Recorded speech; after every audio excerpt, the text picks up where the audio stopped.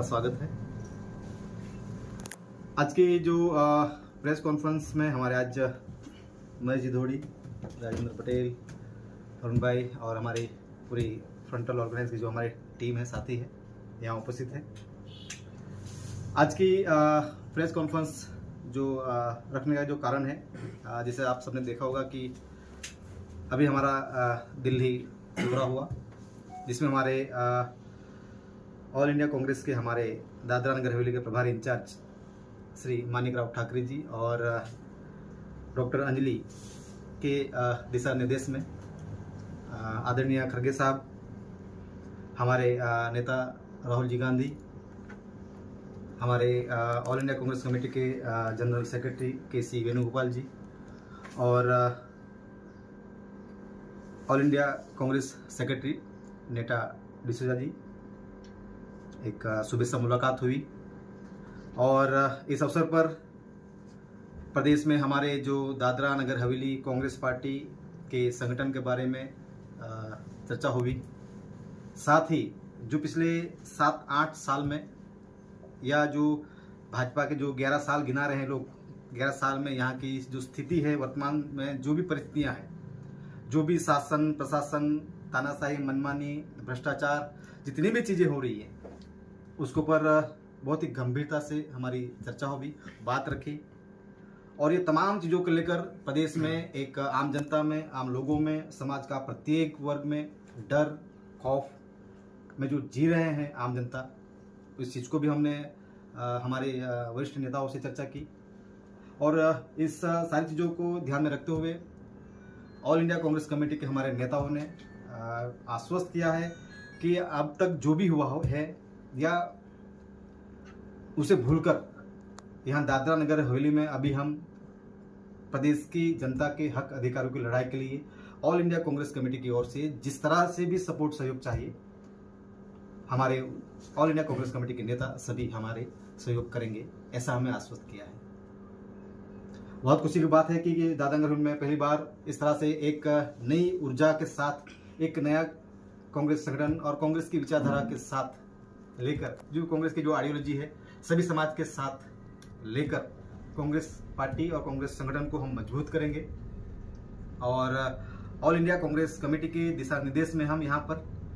हमारी कांग्रेस पार्टी को मजबूत करने का आश्वासन भी हमने किया है। साथ ही अभी आप सब जानते होंगे कि हमने ये भी कहा कि जो पूरे ऑल इंडिया लेवल पर कांग्रेस पार्टी को जो संगठन जो सृजन अभियान के तहत चलाया जा रहा है, उसी अभियान के तहत हम लोग आने वाले दिनों में दादरा नगर हवेली में हमारी पूरी टीम आने वाले सोमवार से डोर टू डोर कैंपेनिंग शुरू करने जा रहे हैं हम, जिसमें कांग्रेस पार्टी की विचारधारा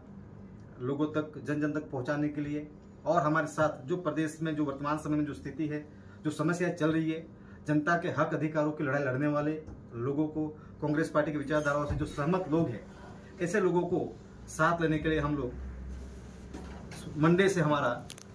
अभियान शुरू हो रहा है। साथ ही अभी पूरे देश में जो भाजपा के 11 साल की बात चल रही है कि सेवा, सुशासन और गरीब कल्याण की बात ये लोग कर रहे हैं। मैं ऑल इंडिया लेवल पर क्या चल रहा है वहाँ, उसके लिए हमारे ऑल इंडिया कांग्रेस कमेटी, हमारे वरिष्ठ नेता बैठे हुए हैं, लेकिन मैं यहाँ पर 11 साल कांग्रेस बीजेपी की जो 11 साल यहाँ पर भाजपा शासन में क्या चल रहा है, उसको मैं थोड़ी मैं चर्चा करूंगा। और अभी ये जो भाजपा वाले जो भी यहाँ पर मैंने भाजपा के अध्यक्ष और भाजपा के सांसद, पूरे जनप्रतिनिधि, उनकी जो पूरी चुनी हुई जो टीम है, वो लोगों में जा जाकर अभियान चला रहे हैं कि हमारे 11 साल के सेवा, सुशासन और जो गरीब कल्याण की जो बातें कर रहे हैं, ये फिर एक बार भाजपा के तमाम नेता और दिल्ली से आने वाले जो भी लोग हैं, मंत्री है या संगठन मंत्री है, जो भी है, फिर एक बार जनता को गुमराह करने के लिए निकले हैं। आपके माध्यम से, आप सभी के चैनलों के माध्यम से हम जनता की बात कहना चाहते हैं कि खुद भाजपा के सांसद ने ही संसद की पटल पर भाजपा सरकार, भाजपा के अधिकारियों के खिलाफ खुलकर बातें की है कि किस तरह से यहाँ पर भाजपा के कार्यकाल में उनकी कोई सुनवाई नहीं हो रही है। रोड के खस्ता हाल से लेकर हर प्रकार से हर जगह पर तानाशाही, मनमानी, ऐसे अलग अलग यहाँ के दादरा नगर हवेली के ऐसा कोई वर्ग नहीं है जो भाजपा और भाजपा के ये जो सुशासन की जो बात कर रहे हैं, ये सुशासन नहीं है बल्कि कुशासन है। भाजपा के शासन में और प्रशासक प्रफुल्ल पटेल के कार्यकाल में अब तक करीब करीब 6 या 7 लोगों ने इनकी नीतियों की वजह से या इन्होंने प्रताड़ित करने की वजह से करीब 6 या 7 लोग, जिसमें एसएस भोया की बात आ रही है, जिसमें जिग्नेश पटेल की बात आ रही है, जिसमें 2 बच्चियां थी उसकी बात आ रही है, इन लोगों ने जो सुसाइड किया है उसमें आज तक किसी भी प्रकार की कोई कार्रवाई नहीं हुई है। और कौन जिम्मेदार और किस वजह से ये हुआ है। ऐसा कहा जाता है कि एसएस भोया या जिग्नेश पटेल से जो लोग, जो बड़े अधिकारी क्लास 1 ऑफिसर्स थे, ऐसा कहा जाता है कि बड़े अधिकारियों के साथ मीटिंग के बाद, चर्चा विचारने के बाद ये ऐसे हंसते हुए हैं। उसमें आज तो कुछ नहीं हुआ है। और बात करते हैं ये लोग सुशासन की, ये बात कर रहे हैं कि आने वाले इस 6-7 साल में ये लोगों ने हजारों लोगों के घर, दुकान, रूम तोड़ दिए गए, हजारों लोगों की नौकरियां छीन ली गई। यहाँ पर जो जंगल के आदिवासी समाज के जो लोगों की जंगल में जमीन, जो वर्षों से जो कांग्रेस के कार्यकाल में 2005 के एक्ट के तहत जो एक्ट बनाया, उसके तहत जमीन खेती करते हैं लोगों को जंगल से उनको खदेड़ा जा रहा है, उनको पर एफआईआर किए जा रहे हैं। आंदोलन, रैली, धरने करने के लिए हाईकोर्ट से ऑर्डर लाना पड़ता है।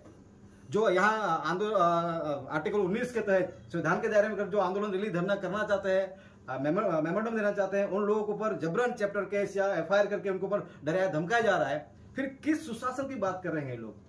अभी हमने देखा यहाँ पर विद्यार्थियों को यहाँ पर प्रवेशों का कार्यक्रम चल रहा है। कई बच्चे यहाँ के दादरा नगर हवेली में अलग अलग स्टेट में यहाँ पर जो पढ़ाई करने के लिए गए, उनको आज तक स्कॉलरशिप नहीं दी गई है। और उस वजह से कई बच्चों ने आधा अधूरा स्कूल कॉलेज छोड़कर उनको यहाँ आना पड़ा है। तो इस तरह से प्रदेश में यहाँ पर जो परिस्थिति चल रही है,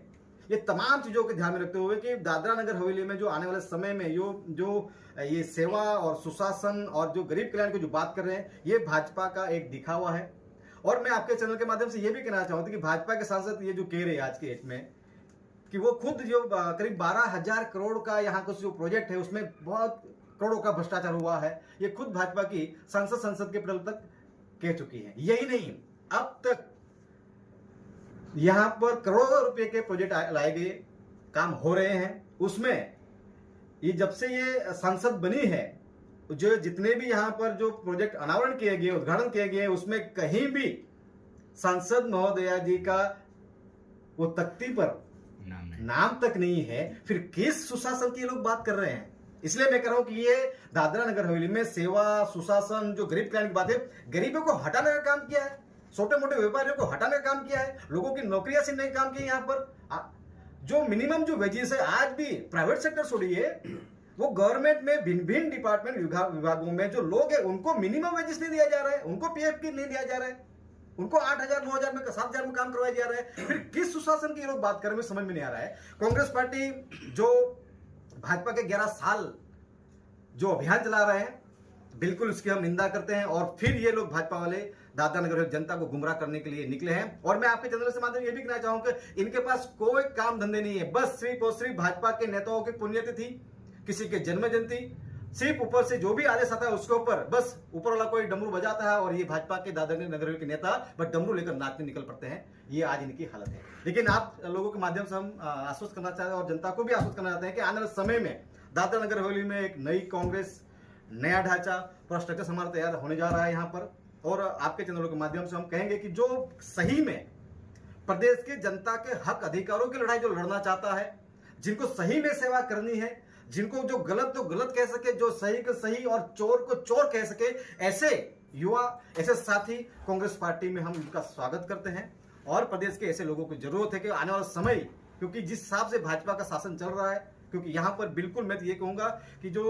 जनप्रतिनिधियों के जो अस्तित्व है लोगों ने खत्म कर दिया गया है। लोकशाही या लोकतंत्र पूरी तरह से दादरा नगर हवेली में इन लोगों ने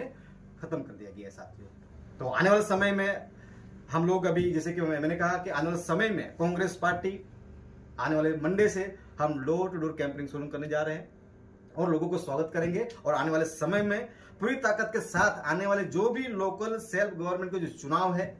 उस चुनाव को लेकर हम आगे की रणनीति करेंगे। साथ ही आपके माध्यम से ये भी जनता को आश्वस्त करना चाहता हूं, जो भी प्रदेश के जो लोग हैं, क्योंकि वर्तमान समय में जिला पंचायत, नगर परिषद और ग्राम पंचायत में तमाम पावर भाजपा के कार्यकाल में ही छीने गए थे। उन तमाम पावर्स को वापस लेने के लिए हमने विशेष ऑल इंडिया कांग्रेस कमेटी के हमारे वरिष्ठ नेताओं से चर्चा की है कि वहां पर पंचायत राज तो है, लेकिन पंचायत राज के पावर्स हमारे जनप्रतिनिधियों के पास नहीं है। इसलिए हमें लीगल की तौर पर लीगल टीम हमें वहां पर ऑल इंडिया कांग्रेस टीम की हमारी टीम ने आश्वस्त किया है कि आने वाले समय में हम इस चीज को लेकर पीआईएल भी करेंगे। ये हमें all India Congress committee team ने हमें आश्वस्त किया है, हर प्रकार से सपोर्ट करेंगे और जो भी जनप्रतिनिधि जो पावर छीने गए हैं उसको पुनः हमारे जनप्रतिनिधियों को मिले। और आने वाले समय में संभावनाएं ऐसी है, हो सकता है आने वाली जो हमारे लोकल सेल्फ गवर्नमेंट के जो चुनाव है,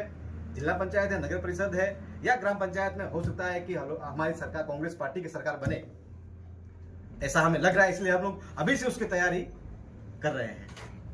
आभार। अध्यक्ष जी, मजबूत बीजेपी के सामने उभरती कांग्रेस के बीच मुकाबला होने जा रहा है, कितना बड़ा चुनौतीपूर्ण मानते हैं यह लड़ाई आप? देखिए, मैंने बताया कि बीजेपी में एक ऐसा नाम बताइए किसी नेता का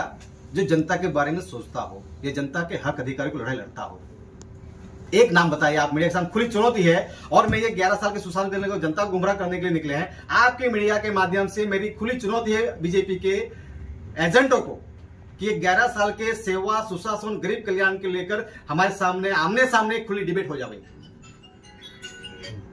आपके सामने मीडिया के सामने हम चैलेंज खुली दे रहे हैं, किसी भी बीजेपी के नेता में अगर दम है तो कांग्रेस के सामने आमने सामने होकर एक डिबेट हो जाए।